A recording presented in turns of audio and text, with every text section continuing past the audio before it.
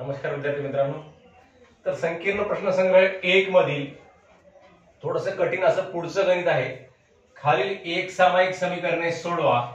म्हणजे प्रश्न 6वा, प्रश्न 6व्या मधला तिसरा उपप्रश्न आहे 148/x अधिक 231/y बरोबर आहे 527/xy। आणि दुसरं समीकरण आहे 231/x अधिक 148/y बरोबर आहे 610/xy।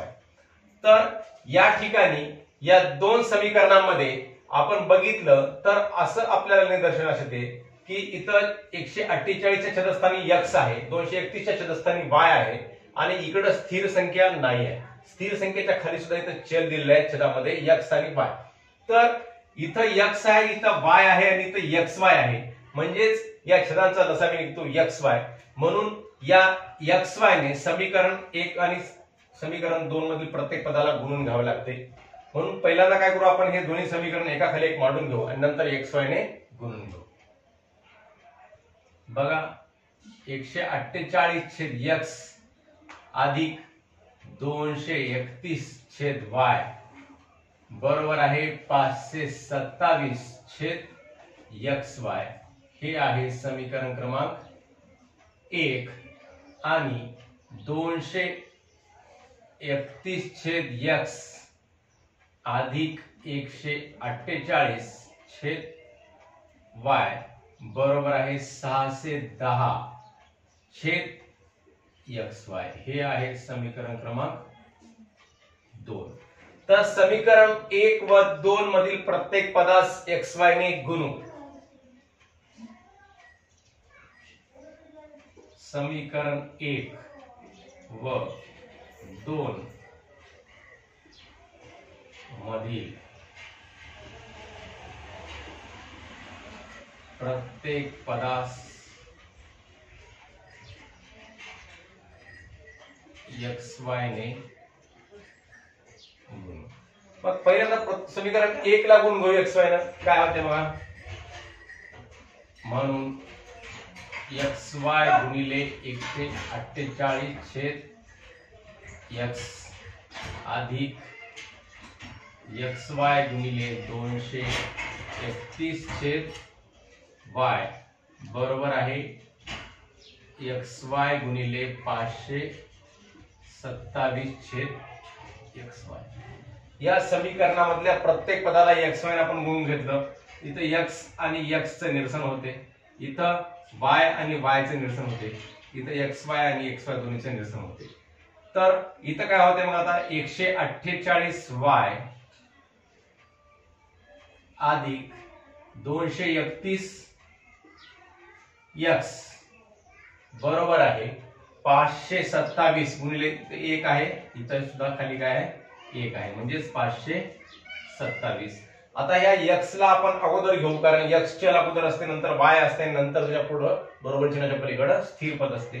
त्याला सरळ करून मांडून घेऊ। म्हणून 231x अधिक 148y बरोबर आहे 527। हे आपलं समीकरण क्रमांक 3 झालेलं आहे तयार। समीकरण 1 पासून समीकरण 3 तयार झालं। तसेच आता आपल्याला या दुसऱ्या समीकरणाला सुद्धा xy ने गुणून घ्यावं लागेल। आपण इथे लिहिलेले आहे समीकरण 1 व 2 मधील प्रत्येक पदास xy ने गुणू। दुसऱ्या समीकरणाला सुद्धा गुणून घ्या बघा। xy गुणिले 231/x अधिक xy गुणिले 148/y बरोबर आहे xy गुणिले 610/xy। तर या ठिकाणी सुद्धा प्रत्येक पदाला आपण xy ने गुणून घेतलं। x चं निरसन झालं आणि या ठिकाणी y आणि या ठिकाणी पूर्ण xy कटले। 231y अधिक 148x 148 गुणिले x बरोबर आहे 610। इथं सुद्धा 148x नंतर आलेला आहे, याला आपण अगोदर घेऊया. म्हणून 148x अधिक 231y बरोबर आहे 610. हे झालं समीकरण क्रमांक 4. तर समीकरण 3 आणि समीकरण 4 त्याला बघितल्यानंतर तुम्हाला एक गुणधर्म सांगितला होता. इथं चलांच्या सहगुणकांची काय झालेली आहे, अदला बदल झालेली आहे. समीकरण 3 आणि समीकरण 4 मध्ये बघितलं तर इथं x चा सहगुणक 231 आहे, तर या ठिकाणी y चा सहगुणक 231 झाला. इथं y चा सहगुणक 148 आहे, तर या ठिकाणी x चा सहगुणक 148 झाला.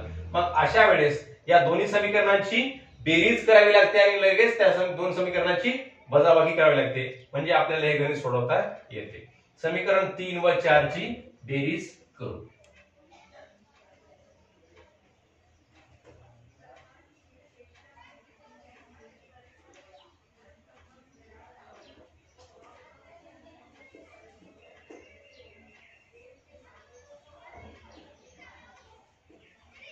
समीकरण 3 व 4 ची बेरीज आपण या ठिकाणी करूयात.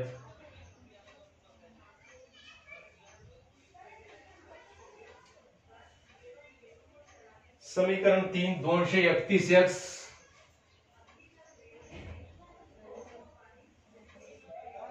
अधिक 148y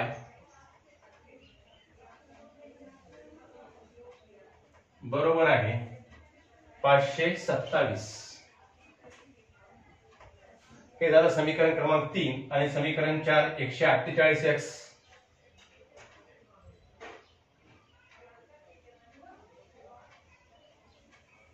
अधिक 231y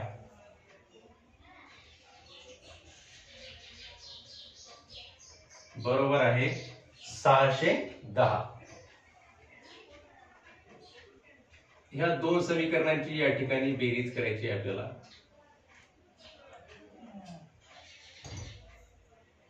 तर 8 आणि 1 9, 3 आणि 4 7, 2 आणि 1 3, 379x अधिक 8 आणि 1 9, 4 आणि 3 7 आणि 2 आणि 1 3, 379y बरोबर आहे 7 आणि 0 7, 2 आणि 1 3, 5 आणि 6 11, 1137. तर या ठिकाणी 379 आहे, इथेही 379 आहे. 379 ने 1137 ला भाग जायलाच पाहिजे, तेव्हाच अशा प्रकारचं हे समीकरण तयार झालेलं आहे. 379 गुणिले 3 करून बघा भाग जाते का. 9 त्रिक 27 ला 7 हाच्याले 2, 7 त्रिक 21 आणि 2 23 ला 3 हाच्याले 2, 3 त्रिक 9 2 11 म्हणजे 1137. 3 न गुणल्यानंतर भाग जातो. म्हणून याला संक्षिप्त रूप देण्यासाठी समीकरणातील प्रत्येक पदास 379 ने भागू.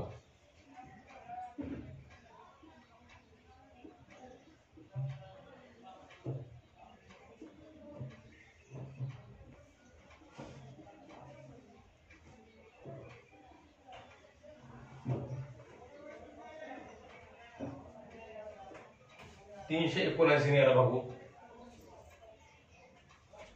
379x छेद 379 अधिक 379y छेद 379 बरोबर आहे 1137 छेद 379. 379 का 379 एक चा भाग गेला. इथं सुद्धा तसंच 379 का 379 आणि इथं आताच बघितलं आपण 379 गुणिले 3 केलं तर 1137 होतं, म्हणजेच या ठिकाणी 3 चा भाग जातो. म्हणून x अधिक y बरोबर आहे 3. हे झालं आपलं समीकरण क्रमांक. इथे 4 होतं, या ठिकाणी 5. आता या दोन समीकरणांची आपण 3 आणि 4 ची या ठिकाणी बेरीज केली होती. आता 3 आणि 4 ची काय करू, वजाबाकी करू. समीकरण 3 व 4 ची वजाबाकी करू.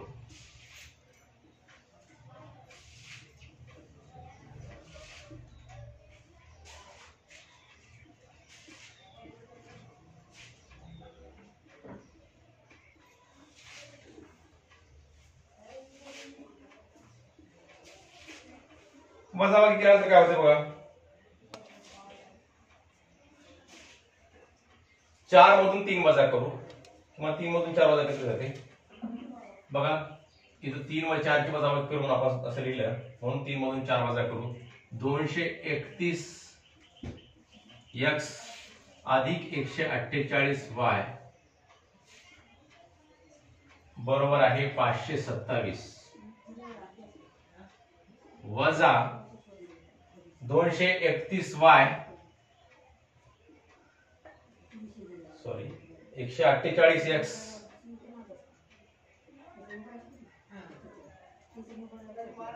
अधिक 231y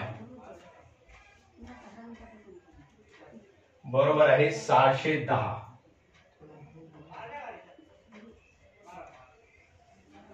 तर या समीकरण 3 मधून समीकरण 4 या ठिकाणी आपल्याला वजा करायचं आहे. वजा करताना समीकरणातल्या प्रत्येक पदाचं या ठिकाणी चिन्ह बदललेलं आहे, अधिकचं झालं ऋण. आता 231 मधून 148 वजा करायचे, 11 मधून 8 गेले 3, इथे राहिले 2, 12 झाले, 12 मधून 4 गेले 8, आणि इतर राहिले 1 मधून 1 गेला 0, म्हणजेच 83x. आता 148 मधून 231 वजा होत नाही, म्हणून 231 मधून 148 वजा केले आणि चिन्ह 231 दिलं. इथल्या सारखीच वजाबाकी होते, 231 मधून 148 वजा केल्यानंतर किती उरतात तर 83y वजा 83y बरोबर आहे. इथं 527 मधून 610 वजा होत नाहीत, 610 मधून 527 वजा करा, 10 मधून 7 गेले 3, इथं राहिले 0, इथं परत झाले 10, 10 मधून 2 गेले 8, आणि इथं राहिले 5, इथं सुद्धा 83. मग समीकरणातील प्रत्येक पदास कितीने भागू, 83 ने भागू.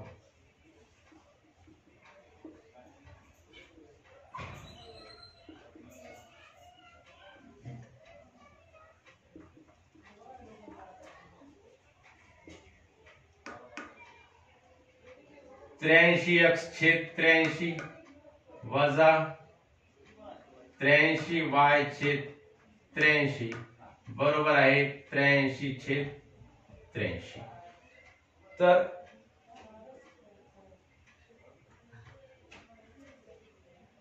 (83x छेद 83 वजा 83y छेद 83 बरोबर आहे समीकरणातील प्रत्येक पदास 83 ने भागू.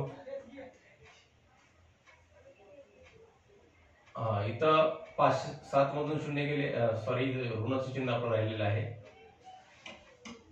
610 मधून 527 वजा केल्यानंतर इथं ऋण 83 येतात,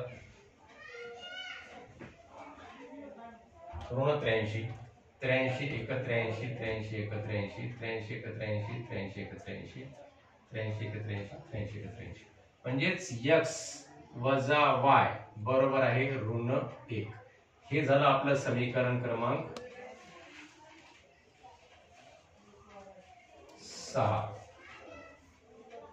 तर समीकरण 5 आणि 6 हे सोडवल्यानंतर आपल्याला आता x आणि y ह्या चलाच्या किमती प्राप्त होणार आहेत. समीकरण 5 मध्ये x अधिक y बरोबर 3 आहे, आणि समीकरण 6 मध्ये x वजा y बरोबर आहे ऋण 1 आहे. या दोन समीकरणांची बेरीज जर केली तर y या चलाचं निरसन होऊन जाईल, आणि या दोन समीकरणांची वजाबाकी जर केली तर x या चलाचं निरसन होईल. मग आपण इथं बेरीजही करून हे सोडू शकता आणि वजाबाकी करून सुद्धा सोडू शकता. तर आपण या ठिकाणी समीकरण 5 व 6 ची बेरीज करू. समीकरण 5 व 6 ची बेरीज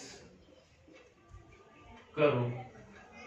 x अधिक y बरोबर आहे 3 अधिक x वजा y बरोबर आहे ऋण 1. या ठिकाणी अधिक y वजा y चं निरसन झालं, x आणि x 2x बरोबर आहे 3 मधून 1 गेले 2, म्हणून x बरोबर आहे 2/2, म्हणून b1 b1 b, x बरोबर आहे 1, x बरोबर आहे 1. ही किंमत प्राप्त झाली. x बरोबर 1 ही किंमत आपण कोणत्याही समीकरणामध्ये ठेवली तर आपल्याला y ची किंमत प्राप्त होते.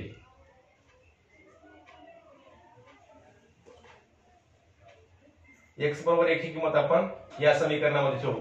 हे तुम्ही नोट करून घ्या. लगेच मिटून खालचा भाग आपण या ठिकाणी त्याला x बरोबर 1 ही किंमत ठेवूया.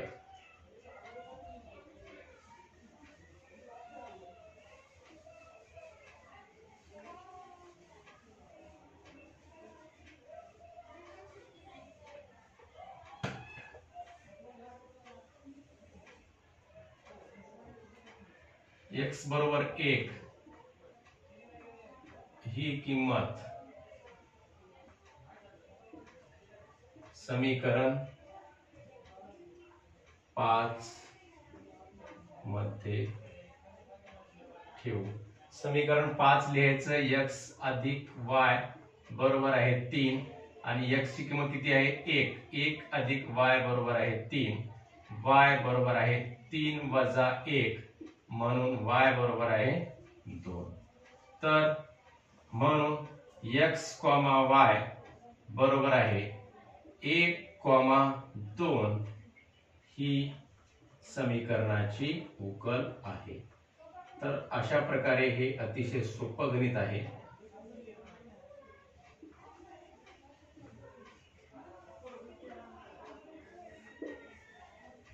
एक 1,2 ही समीकरणाची उकल आहे.